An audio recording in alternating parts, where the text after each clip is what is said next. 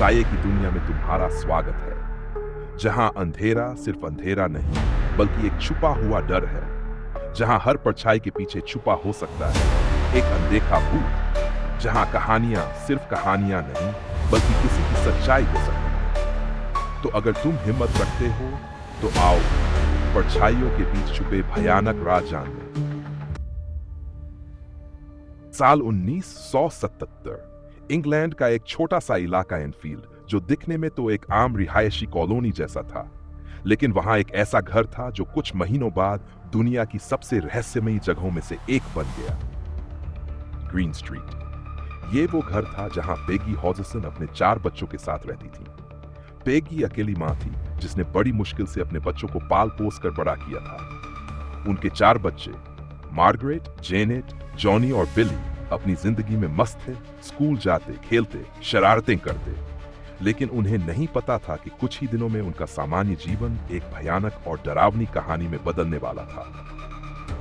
अगस्त की एक ठंडी रात थी। पेगी अपने कमरे में थी और बच्चे ऊपर के कमरों में सो रहे थे। तभी आग के करीब जेनेट और जॉनी के कमरे से जोर जोर से ठक ठक की आवाजें आने लगी। ऐसा लग रहा था जैसे कोई दीवार पर जोर जोर से थप्पड़ मार रहा हो। जॉनेट, इतनी रात को क्या कर रहे हो? पेगी ने जोर से चिल्लाकर पूछा। लेकिन जैसे ही उसने दरवाजा खोला, उसके पैरों तले जमीन खिसक गई। जेनेट और जॉनी अपने बिस्तर में थे, लेकिन कमरे की अलमारी अपने आप खिसक रही थी। पेगी ने पहले सोचा कि शायद बच्चे कोई मजाक कर रहे हैं। उसने अलमारी को धक्का देकर वापस दीवार के पास कर दिया, लेकिन जैसे ही उसने पीछे मुड़कर दरवाजा बंद किया, अलमारी फिर से अपने आप खिसकर कमरे के बीचों बीच आ गई। अब पेगी डर चुकी थी। उसने अलमारी को फिर से दीवार से सटाने की कोशिश की, लेकिन इस बार वो टस से मस नहीं हो रही थी, जैसे किसी ने उसे जोर से पकड़ रखा हो।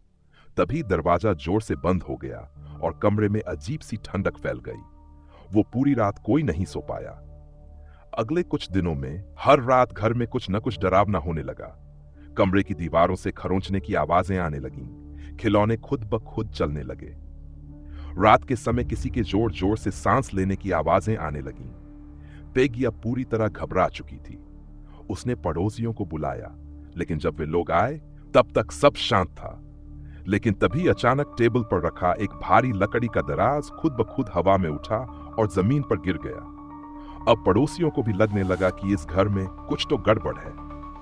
पेगी ने पुलिस को बुलाया। जब पुलिस अधिकारी पीसी कैरोलिन हीप और उनकी टीम घर आई, तो उन्होंने भी कुछ ऐसा देखा जिसे वे अपनी रिपोर्ट में लिखने से डर रहे थे। पीसी हीप ड्राइंग रूम में खड़ी थी जब उसने देखा कि एक भारी लकड़ी की कुर्सी अपने आप खिसकर कमरे के दूसरी तरफ चली गई।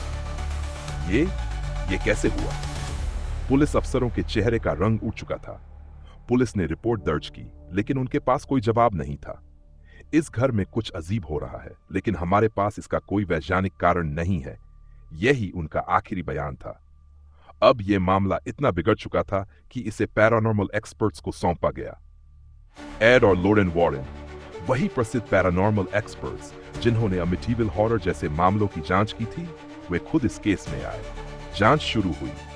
लोरेन, जो कि एक साइकिक थी, जैसे ही घर में दाखिल हुई, उसने कहा, यहां कोई है, और वो सिर्फ परेशान नहीं बल्कि बहुत गुस्से में है। रात के समय जब सब सो रहे थे, तभी एक जोरदार धमाका हुआ।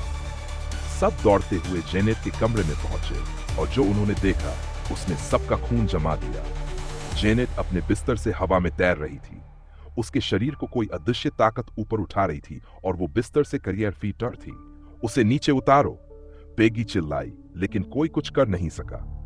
कुछ ही सेकंड बाद जेनेट जोर से जमीन पर गिर पड़ी। इसके बाद जेनेट के अंदर कुछ अजीब बदलाव आने लगे।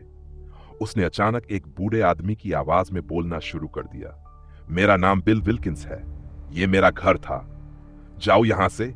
वॉरेन ने रिकॉर्डिंग की। इसकी जांच हुई तो पता चला कि आवाज एक 80 साल के बुजुर्ग आदमी की थी, लेकिन जेनेट सिर्फ 11 साल की थी। बिल विल्किंस का जब सामने आया जब पेगी ने कुछ पुराने रिकॉर्ड्स खंगाले। बिल विल्किंस इसी घर में रहता था और उसकी मौत एक कुर्सी पर बैठने के दौरान हार्ट अटैक से हुई थी। जांच की महीनों तक चली। वॉरेन ने घर में एक्सॉर्सिज्म किया और कुछ हद तक का माहौल सामान्य हो गया, लेकिन अब भी कभी कभी अजीब घटनाएं होती थी।